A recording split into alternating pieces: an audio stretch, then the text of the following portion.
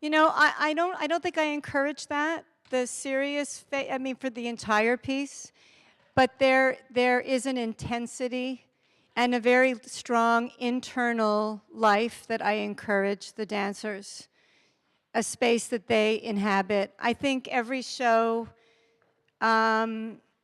shifts a little bit. I think it depends on the environment. You know, this is a really strange configuration for us because there are no lights. You're very close, right? The space is not as big as we're used to. I think the intimacy, I mean, they can speak to that themselves, like how it was to perform. But I think that each situation that we perform in, there is a different relationship with the audience. So that may be one of the things you were getting. I think you have to put it on, press it, it's on. Hello? Hi, yeah, I think one of the things is because we had no backstage, so you had to see us on the side and she wanted us to be focused. So we were like just very serious. Yes, you saw a lot more of our faces. Usually that we have wings. I mean, usually the dancers are not on stage all the time, sitting on those chairs. We just made a choice, and I kind of thought it was an interesting choice, considering the space that we were in.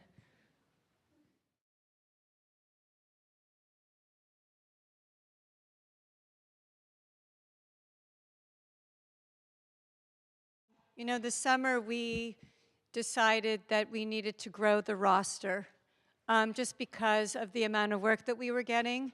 And, you know, it's a difficult piece to perform as well. So as I was bringing new people into the process, it was very clear that I had to work with everybody individually.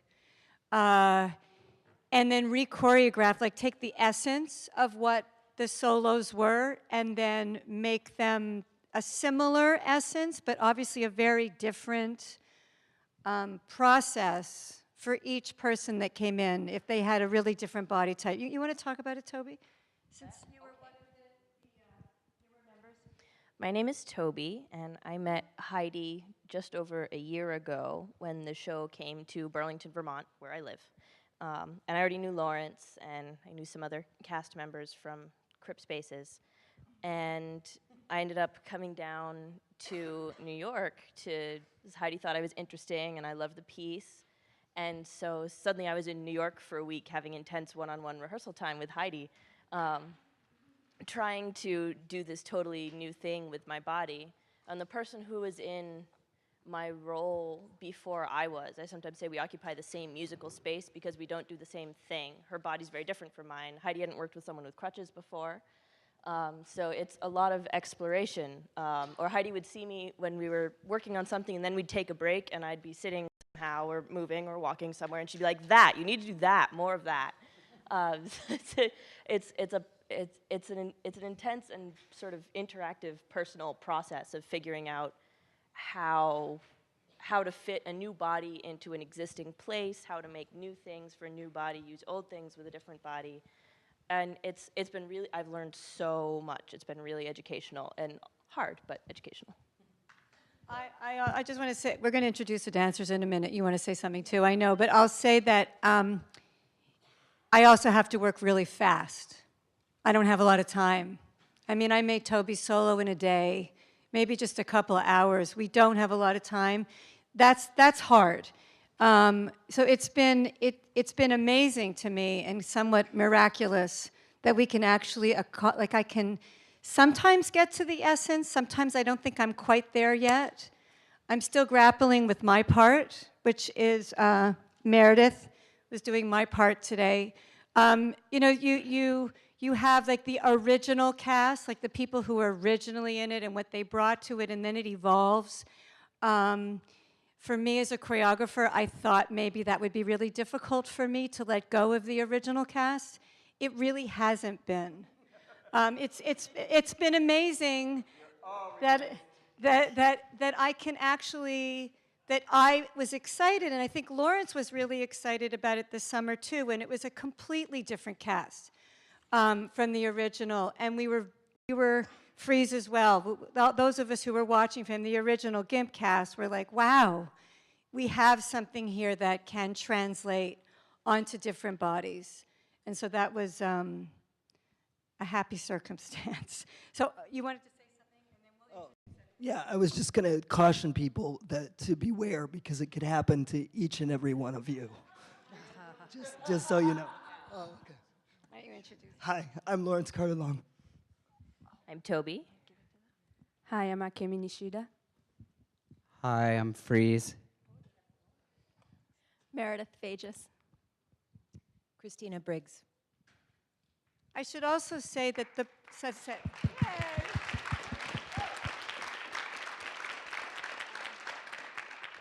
what you didn't see tonight, besides for the lighting, is that we have a prologue to GIMP that features two aerialists. They're in the silks, so they're using the silks in the air. They're red silks, and she has no legs, and he is non-disabled. So they kind of embody the essence of GIMP, because one of the major definitions of GIMP is interwoven fabric. And again, that was a circumstance where I had 3 days to work with aerialists. I'd never done aerial work before, and they were incredibly generous, and we made, and also very open to working something extremely different, because they were kind of from the commercial Disney world space. Like, you know, when Jen said to me, well, can I smile at the audience? And I said, no. She said, well, can I smile at Nate? And I said, no. You ask about serious faces, right? I mean, if it was natural for them to smile, yes, but for me, it was more about this organic, like they were kind of one being. And they kind of add something, I think, really special to this piece. And so I just wanted to let you know that that happens as well. Anything for the dancers?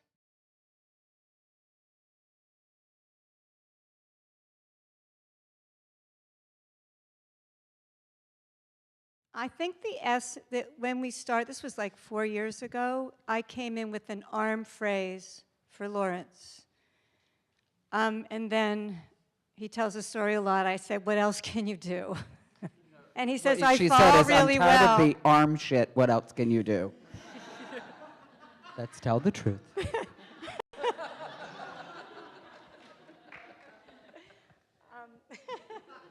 So it is like, it was a big question for me, you know? I mean, what about the non-disabled dancers who, the three of us, the original cast, which is Christina, myself, and Freeze, we're pretty highly trained technical dancers. And it was a big question of, do I push that or do I get rid of it?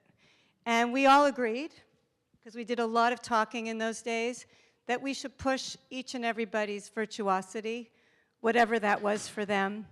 And for us, I think for all of us, it's been this finding this balance of being vulnerable and fierce, and then being really physically virtuosic, and what does that mean? And how have all of us learned from this process, and how I know that for me, I'm still trying to figure out what I'm doing out there, and how I can be more vulnerable in it. And what's my voice? Because I feel like, and I'm just speaking for myself as a performer, that each and everybody has like, the idea is that you get to see who we are through movement. Did you want to say something? You can't talk. Lawrence, I know the story from Lawrence, as he told Heidi, well, I fall really well. So, you know, she takes the things that we know we do well. I've always told Lawrence and the rest of the cast, if you don't want to do something every single show, don't show it to Heidi. Because she'll see it and she'll go, oh, I want to do that. So, yeah.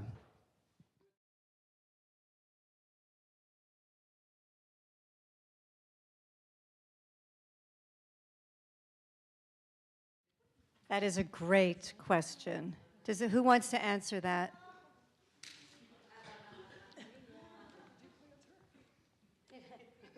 He asked if I planted you. No, that's a great question.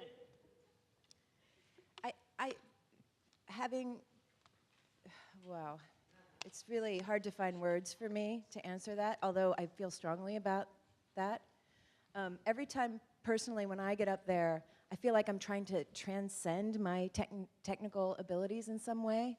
I mean, regardless of whether I'm with a trained dancer or a non-trained dancer, because I just feel what's important to me, what I want to see on stage and what I want to do when I'm on stage is show myself as a human being and part of something larger. And it's not the tricks that I'm so interested in. Maybe I've been doing them a long time, so I don't find them so intriguing anymore. But what I find intriguing is the sub-story underneath or the sub-feelings underneath. And I feel like dancing with Toby and Lawrence and Akimi is, when I come and relate to them, if I'm doing a duet with Toby, I still have that kind of rapport with her, regardless of my technique. And yes, sometimes technique gets in the way. Sometimes all of a sudden I'm rehearsing and I'm like, oh, this should be a little more like this, you know? And I have to kind of let go of that and get back to the real essence of what's happening. I know that Heidi yells at us a lot, that trained dancers, that we're being too dancerly. She'll go, that's too dancerly. We gotta change that. Because what the disabled dancers or non-professional, whatever we want to call this, non-trained dancers come with is they come with a rawness, an honesty that dancers can just kind of mush over. I know I like to say they train the humanity out of you in ballet school.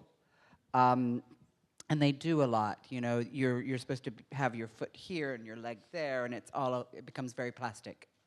Leave your emotions at the door before you walk in. Yeah, well, I worked with actors for 20 years, and I also I have a psychology background, so I started dancing actually when I was 20.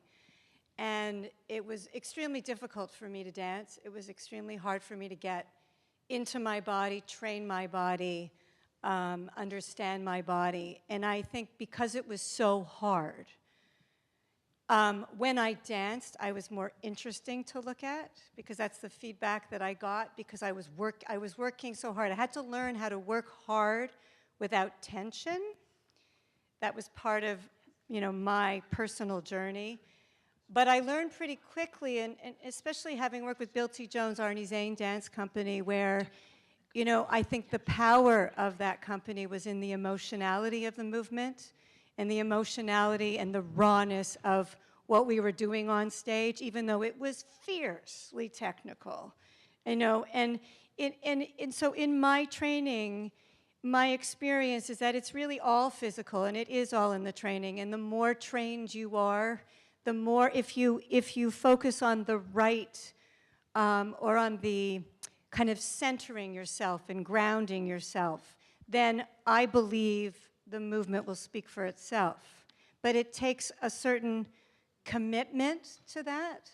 And I do think what these guys were saying is it's easy to get lost in your technique instead of deepening in your technique. And that was a big question for us, like I was saying in the beginning of this process. I think we have to even get deeper into it so that we can be that much more expressive and show who we really are through that. And with the disabled performers that I've been working with, or even the non-disabled performers that I've been working with in other pieces who are not trained, it's finding physical instruction. We don't have a lot of time to train in a studio, so it's about really giving them physical direction so that they too can become that much more physically expressive in this dance form that GIMP is.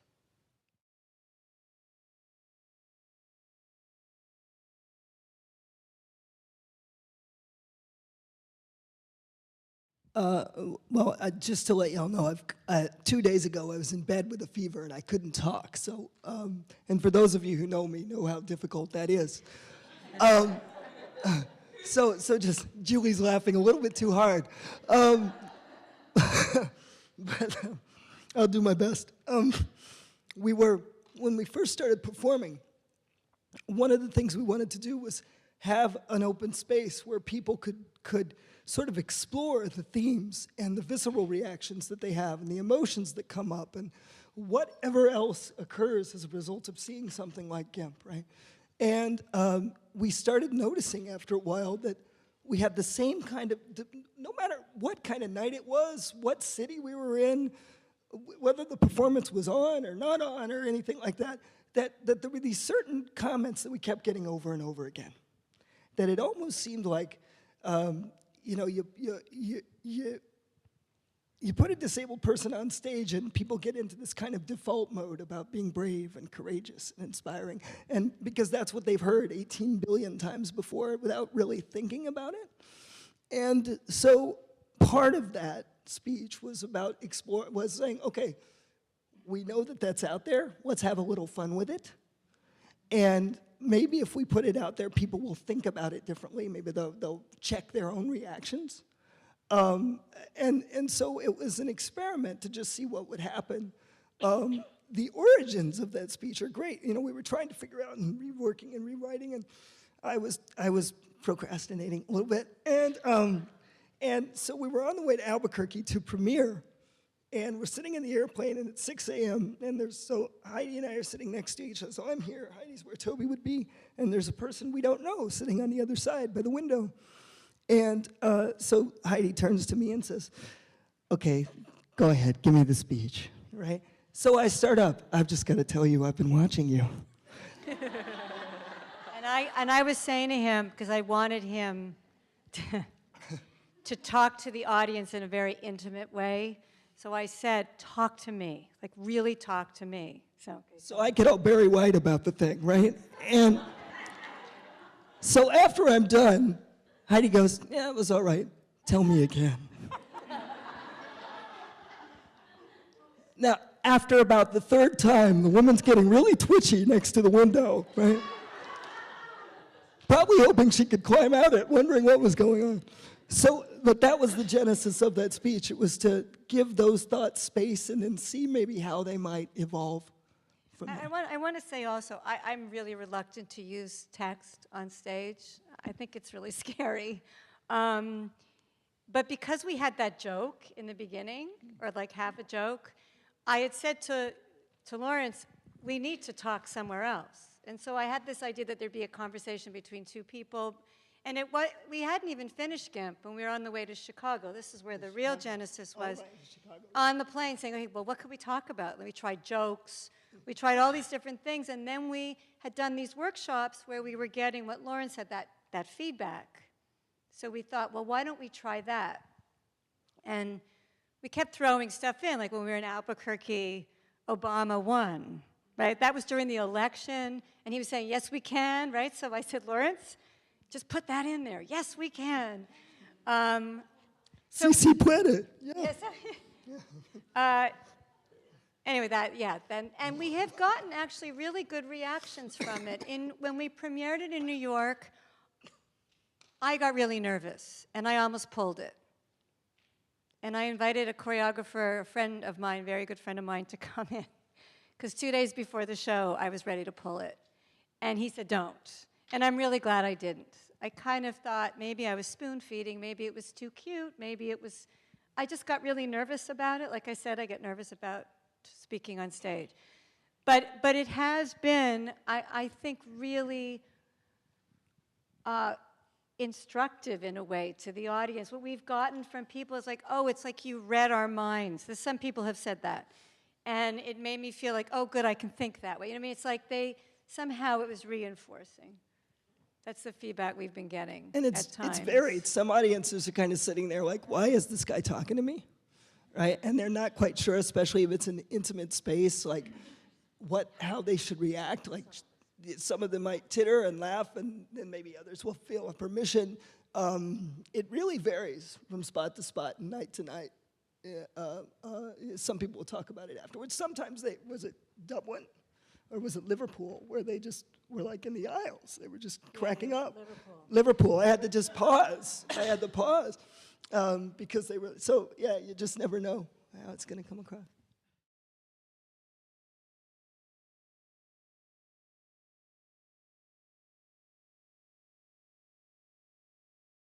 I used to work with the choreographer Keith Young, who I met through Twyla Tharp, and his sister was deaf, and so he signs. And so much of the work I did with him was based on sign language, and I thought it was the most beautiful gestures. We did so much of it, and I've always felt that it was, you know, such a beautiful language, you know, really beautiful language. I don't know, I actually haven't thought of that. In working with Keith, I was certainly influenced, because I remember when I did a lot more gestural work, I was incorporating more of what he did, kind of like what I got from it, because it was so beautiful. I'd have to think. That's a great thought. We also didn't run the piece with the interpreter, so when I turned around and I saw this woman, and I was like, who's on stage? And then I realized, oh, she's interpreting. And I started thinking, I hope she's in the right spot so she doesn't get clobbered by one of the dancers. I was worried. I was inching towards one in the rolling section. I know, that's what I was like. But the other thing is I saw this fascinating documentary years ago, and I'll never forget, I can't remember what country, but it's a country in Central or South America where they took young kids who were deaf, and they just housed them in this, you know, orphanage, and they didn't teach them anything. And the kids came up with this beautiful, beautiful language on their own. And there's a great doc, and if I could remember the name of it, Lawrence may know, but there's a great documentary about these kids where they show them doing this beautiful interpretive, it is dance. It's beautiful.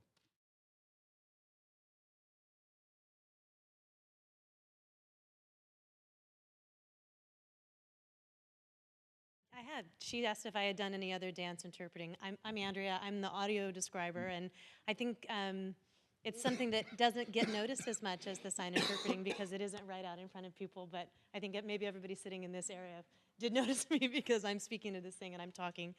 Yeah, dance is a particularly difficult task, and I mean, there were people that used the service, so I welcome anybody's input on this. But I think that for me, as with anything, if I do theater, if I do dance, if I do anything that I'm describing, I try to focus in on the story. And I have studied dance, and I am an actor, so I think I've gotten really good at picking out what I think the choreographer or the director is trying to lead the audience that journey, and then I try to highlight those things.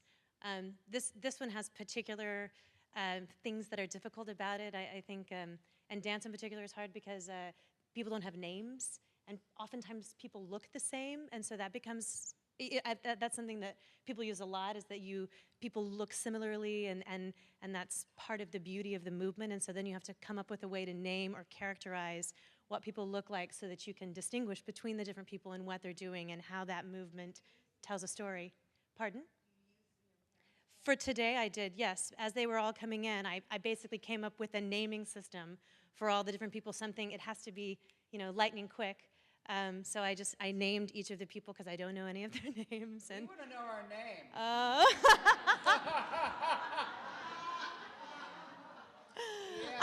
They're very simple. I think there was the blonde dancer, the brunette dancer, the Asian dancer, the stocky dancer, and the disabled dancer. And then I described the individual disability. Like the stocky thing. That's the difference between you and him that I could see. I think, and I described you in more detail as you came in, so that those were your names. But I said very strong, obvious musculature, barrel chest. I described each person's, Please don't be offended. I like Pilates, Joe Pilates. Kidding. You have to make it up on the spot, though, that's basically, I did have the luck to preview this today, and I knew, I was like, I'm going to have to come up with really quick ways to identify who these people are and how they move. That's the other thing, like the strength or the power or the integrity of all their movements, so naming the way that is, and I just sort of do the best I can. I would love to be able to follow them around and describe everything they do, because then I feel like I could be much more specific.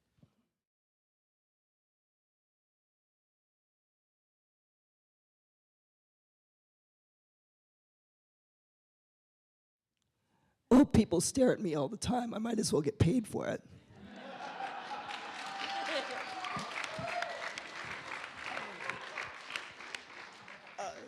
But seriously, I mean, I think putting it on stage does change that dynamic somewhat. You know, if you've paid $25 to see a show, you better get a good look. So, and it's fun to play with that dynamic. I mean, we all, Greg, listen to this. So, I mean, we all kind of knew that, you know, I mean, I think that's part of the juice of the show, you know, the energy there, because it's playing with one of those sort of taboos. And we get to look back at you. Yeah, so we are staring back at you too. So as much as you're staring, I'm staring at you too. So I'm like, you're gonna dare to stare me, I'm gonna stare you back. So I like this like uncomfortable, like weird space between us and the audience, like both of us staring at each other and kind of uncomfortable, like, but at the same time we are like, look at us, like really look at us. And I think it's really interesting. The staring was really interesting part of me evolving and practicing to be a dancer, because I was just invited at the beginning to be a understudy for someone else. So I just came into the studio kind of exploring my body and my movement, and Heidi said, be vulnerable. Show your emotion, be vulnerable. So I started exploring my emotion of being vulnerable, and it was more internal, intimate things, personal things. And I started doing the solo piece I did in front of the audience, and I realized that it's not necessarily my intimate, personal things anymore, because there is the audience adding extra layer to it with their interpretation. Then that's the time I really start thinking about how my body is represented on this stage, especially being on, when I started, I was only women of color on the stage, and showing my vulnerability, and it was pleasure to me to explore different kind of emotion with my body, but at the same time, I'm like, am I feeding into people's stereotype? And is that what I wanna do as someone who do disability studies and disability are a lot of political things? So it's been really make me think a lot, but at the same time, I have a piece, roaring piece, where I'm really staring back and being fierce, so it's kind of balanced out, but the interaction of staring, it's not one way, definitely, it's both way, and it's going so many layers, and it's really interesting to be on this side as much as being on the audience sometimes. I like that we can show people sometimes that if they look at us, they can see something beautiful.